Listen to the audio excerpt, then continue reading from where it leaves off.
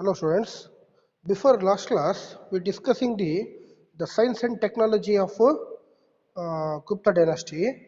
Or it is a tremendous progress to the medicine of field of science, mathematics, astronomy, medicine, mythology. Aryabhatta is the father of mathematician, and he was a greatest mathematician and also astronomer. The period of is discussed about the Surya Siddhanta. Surya Siddhanta, however, the earth is revolves the axis and how lunar solar eclipses occur. Aryabhatta is another book of described to decimal system of the work at least. ಅಂದ್ರೆ ವಿಜ್ಞಾನ ಮತ್ತು ತಂತ್ರಜ್ಞಾನದಲ್ಲಿ ಗುಪ್ತರ ಕಾಲದಲ್ಲಿ ಅತ್ಯಂತ ಹೆಚ್ಚು ಪ್ರಗತಿಯನ್ನು ಹೊಂದಿದ್ರು. ಅದರಲ್ಲಿ ಯಾವ ಒಂದು ವಿಭಾಗದಲ್ಲಿ ಅಂದ್ರೆ ವಿಜ್ಞಾನದಲ್ಲಿ, ಗಣಿತದಲ್ಲಿ, ಖಗೋಳಶಾಸ್ತ್ರದಲ್ಲಿ, ವೈದ್ಯಕೀಯ ಶಾಸ್ತ್ರದಲ್ಲಿ ಹಾಗೂ ಸಂಖ್ಯಾಶಾಸ್ತ್ರದಲ್ಲಿ. ಅದರಲ್ಲಿ ಪ್ರಮುಖವಾಗಿ ಆರ್ಯಭಟ್ಟರು ಇವರು ಗಣಿತದ ತಂದೆ ಎಂದು ಕರೆಯುತ್ತಾರೆ. ಹಾಗಾಗಿ ಇವರು ಗಣಿತಕ್ಕಿದ್ದಂಥ ಅಪಾರ ಜ್ಞಾನ, ಆಗ ಇವರು ಗಣಿತಕ್ಕೆ ಮಾಡಿದಂಥ ಸಾಧನೆಗಳು ಸೊನ್ನೆ ಅನ್ನೋದು ನಮ್ಮ ಭಾರತದ ಕೊಡುಗೆ ಆಗಿದೆ. ಹಾಗಾಗಿ ಆರ್ಯಭಟ್ಟರು ಬರೆದಂಥ ಬುಕ್ಕಿನಲ್ಲಿ ಸೂರ್ಯ ಸಿದ್ಧಾಂತದಲ್ಲಿ ಭೂಮಿ ಯಾವ ರೀತಿ ತನ್ನ ಗ್ರಹಗಳನ್ನು ಬದಲಾಯಿಸುತ್ತದೆ ಹಾಗೂ ಭೂಮಿ ಬದಲಾಯಿಸುವ ಗ್ರಹಗಳಿಗೆ ಭೂಮಿಯ ಮೇಲೆ ನಾವು ಸಾಕಷ್ಟು ಗ್ರಹಗಳು ನೋಡ್ತೀವಿ. ಸೂರ್ಯ ಗ್ರಹ ಇದೆ, ನಕ್ಷತ್ರಗಳಿದೆ, ಪ್ಲಾನೆಟು, ಸ್ಯಾಟ್ರನ್ನು, ನೆಪ್ಟೂನು, ಈ ರೀತಿ ಹಲವಾರು 9 ಗ್ರಹಗಳನ್ನು ನಾವು ನೋಡ್ತಾ ಹೋಗ್ತೀವಿ. ಹಾಗಾಗಿ ಸೂರ್ಯ ಇವೆಲ್ಲದಕ್ಕೂ ಕೂಡ ಒಂದು ಸಾಕ್ಷಿ ಆಗಿದ್ದಾನೆ. ಇನ್ನು ಬ್ರಹ್ಮಗುಪ್ತನನ್ನು ನೋಡಿದಾಗ, Brahmagupta is another mathematician who showed the importance of zero. Varahamitra is one of the greatest science of the sage. He wrote Panchadikshaka, Bharata Jataka and Lagu Jataka. He was authority of astronomy, botany, mathematician, geography. Brahma Samiti deals with the monuments of heavenly bodies, the field of medicine. Charaka and Sushruta, who wrote the Samhatis. Dhanvantari is regarded as the father of Indian medicine, Ayurvedic. Yoga Bhatta, who wrote the Astanga Graha. It is the iron pillar is discovered newly. Delhi, outstanding example of metallurgy skill. The miracle is after began the expressed sun and rain for the century of iron pillars is not rusted, lost its strength. ಅಂದ್ರೆ ಬ್ರಹ್ಮಗುಪ್ತ ಒಂದು ಗುಪ್ತರ ಕಾಲದಲ್ಲಿ ಬ್ರಹ್ಮಗುಪ್ತನು ಸೊನ್ನೆಯನ್ನ ಕೊಡುಗೆ ನೀಡಿದಂಥ ವ್ಯಕ್ತಿ. ಇವರು ಕೂಡ ಒಬ್ಬ ಗಣಿತದ ಪಿತಾಮಹ ಅಂತ ಕರೀತಾರೆ. ಸೊನ್ನೆಯನ್ನು ನೀಡಿದಂಥ ವ್ಯಕ್ತಿ Varaha ಮಿಹಿರ. is one of the greatest scientists at this age. He wrote the ಪಂಚ ಸಿದ್ಧಾಂತಿಕ ಅಂತ ಇಲ್ಲಿ ಕರೀತಾರೆ. ಪಂಚ ಸಿದ್ಧಾಂತಿಕ.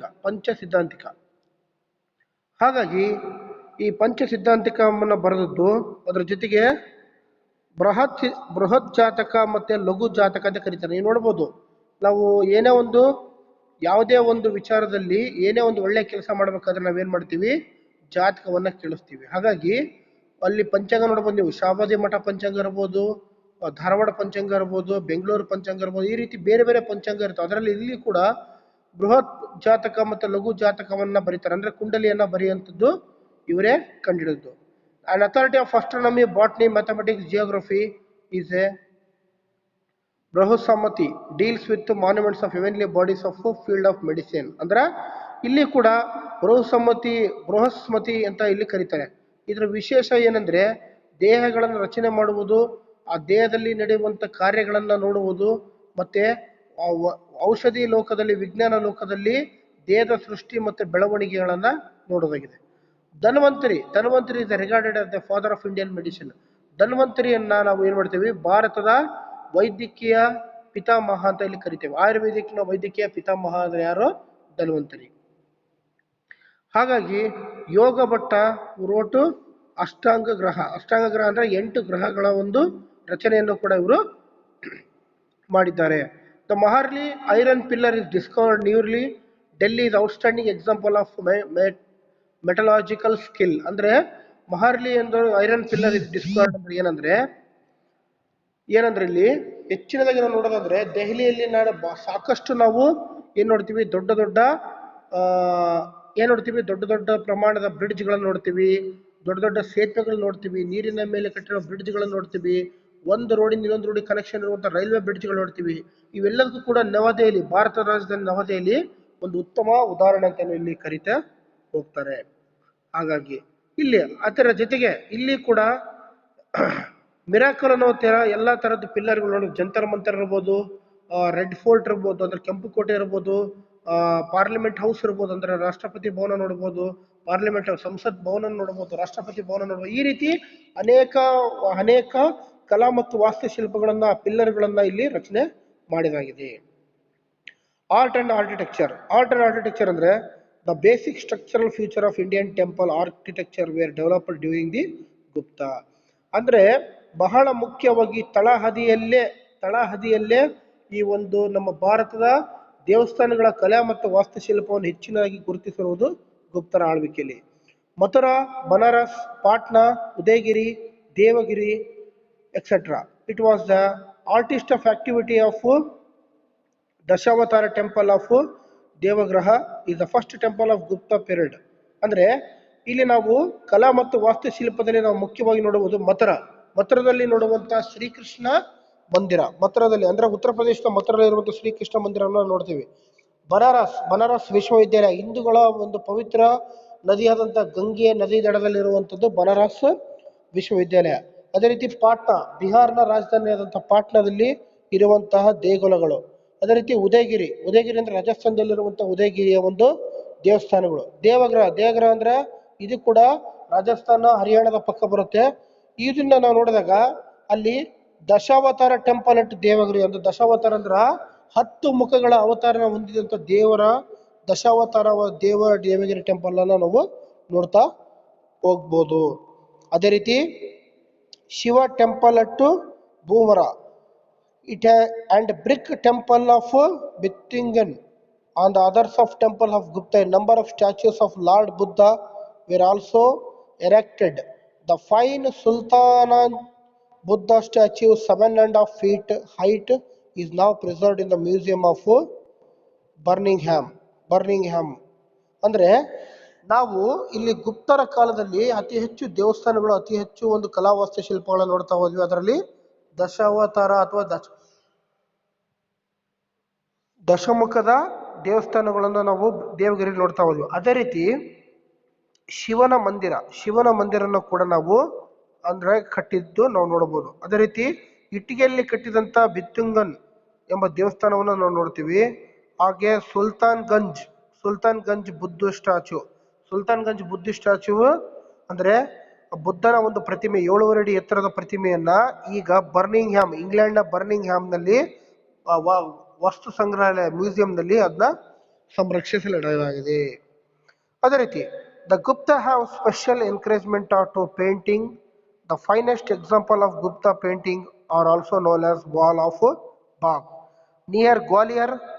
Gupta rule is built by many cave temples in Ajanta. Gupta painters was painted scenes from the life of Buddha.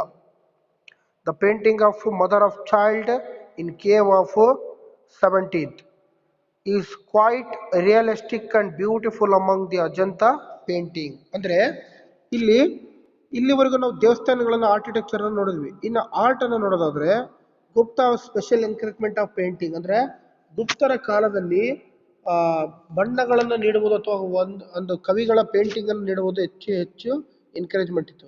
The finest example of Gupta painting the wall of Bagh near ಗ್ವಾಲಿಯರ್ನ walls of Bagh ಅಂತಾನೆ ಕರೀತಾರೆ. ಅಂದ್ರೆ ಅಷ್ಟು ಇಲ್ಲಿ ಗ್ವಾಲಿಯರ್ನಲ್ಲಿರುವಂತಹ walls of bag ಅನ್ನ ನಾವು ನೋಡ್ತಾ ಹೋಗ್ಬೋದಾಗಿದೆ.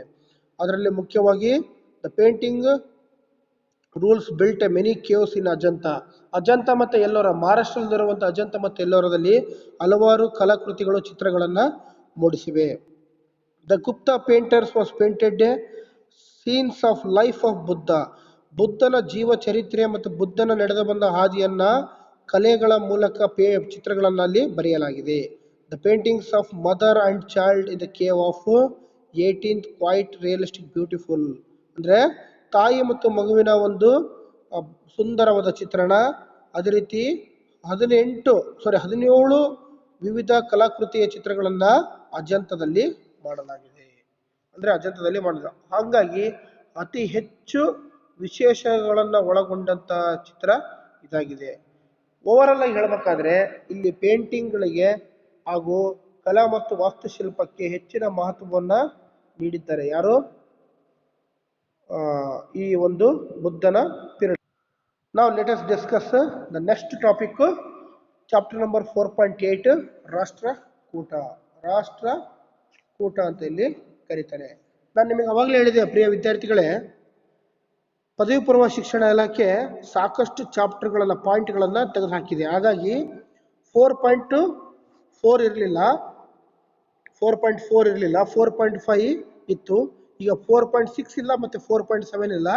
Directly we come through the 4.8 Rashtrakutas.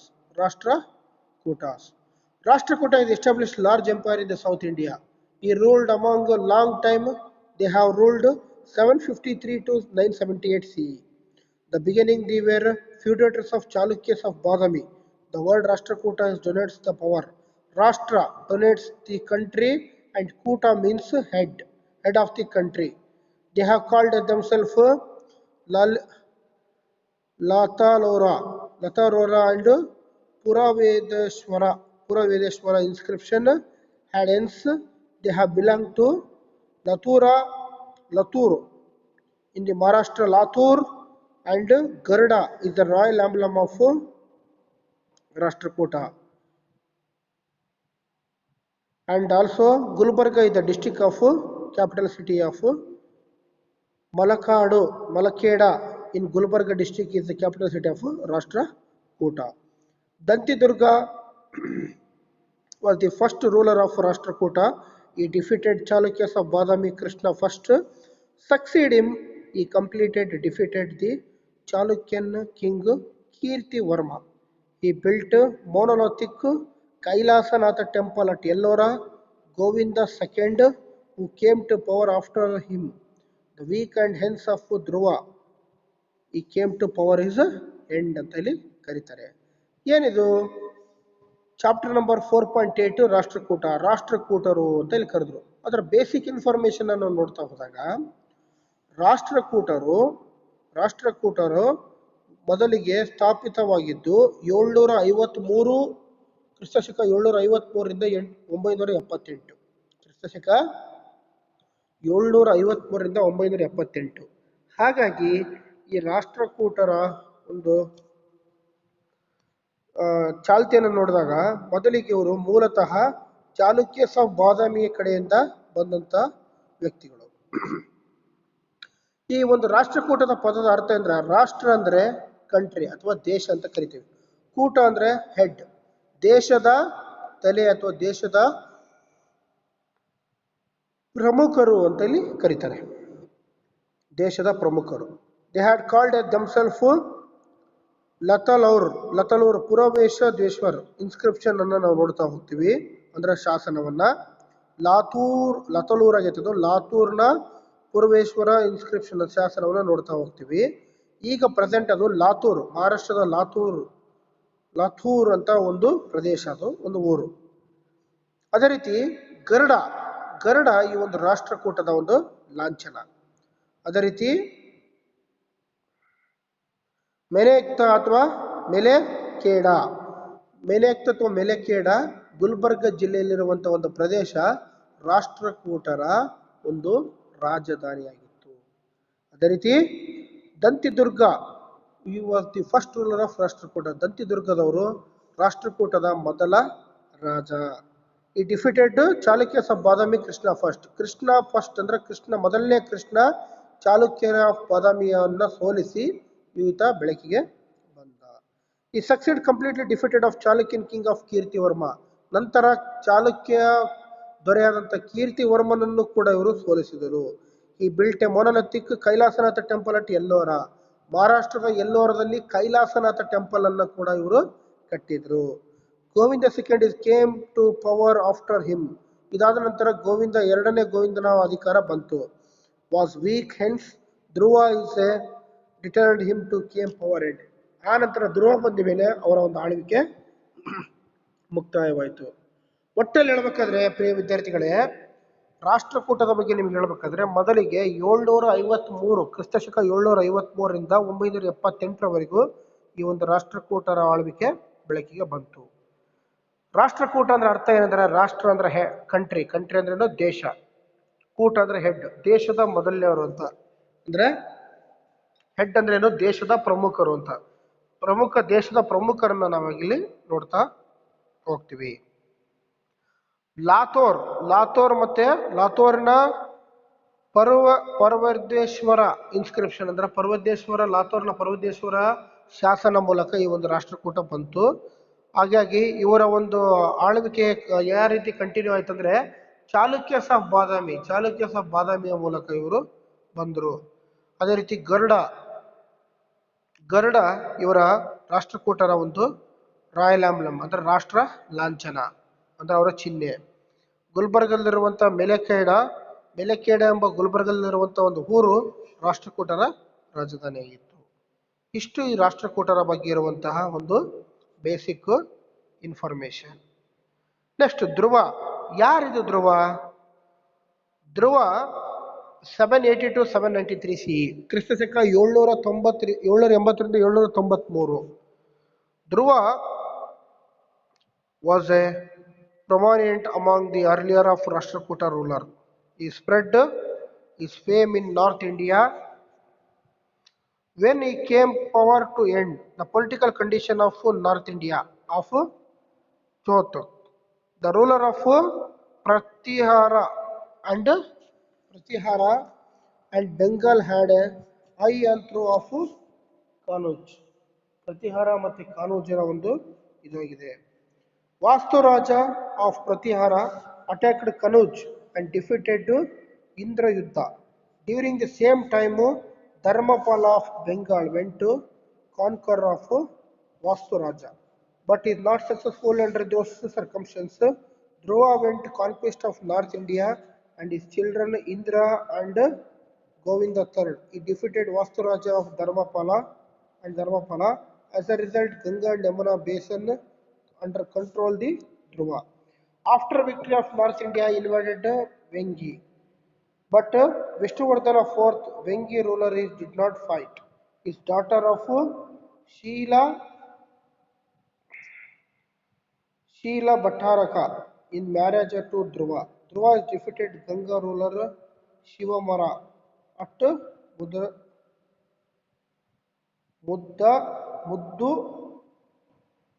Gandura. He imprisoned him. He appointed his elder son of Satyabhama,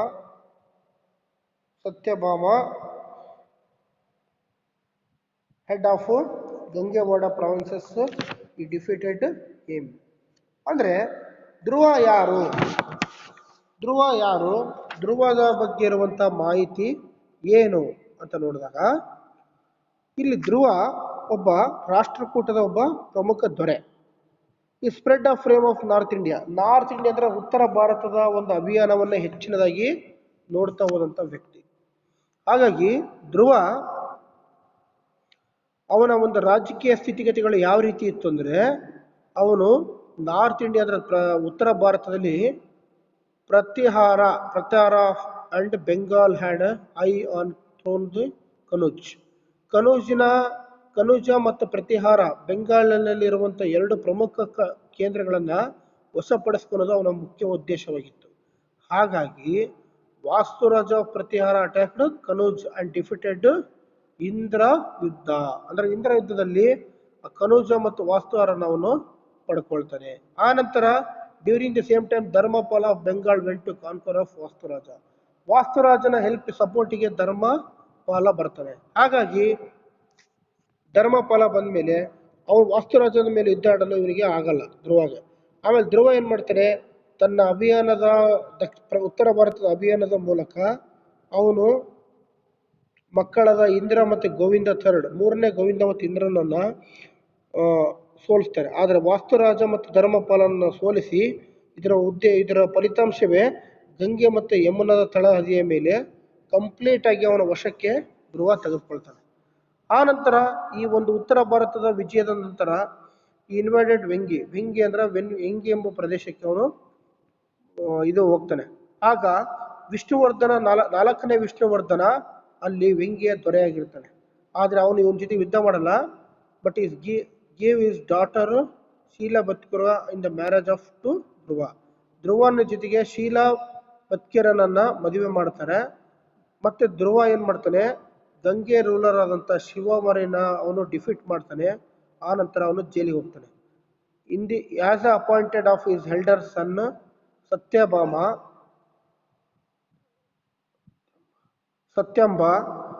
ಸತ್ಯಂಬ ಗಂಗಾವಾಡಿಯ ಒಂದು ಗಂಗಾವಾಡಿಯ ಪ್ರದೇಶವನ್ನ ವಶಪಡಿಸಿಕೊಳ್ತಾನೆ. ಈ ರೀತಿಯಾಗಿ ಆ ಒಂದು ರಾಷ್ಟ್ರಕೂಟರ ಒಂದು ಪ್ರಸ್ತುತ ಅವರ ಒಂದು ಏನದು ಬೇಸಿಕ್ ಇನ್ಫಾರ್ಮೇಶನ್ ಅಂದ್ರೆ ಪೀಠಿಕೆ ನಡೀತೈತಿ. ಇದು ಇಂಟರ್ನೆಟ್ ಇಲ್ಲದ ಕಾರಣ ನೆಕ್ಸ್ಟ್ ಕ್ಲಾಸಲ್ಲಿ ಮತ್ತೆ ಕಂಟಿನ್ಯೂ ಮಾಡೋಣ. Thank you.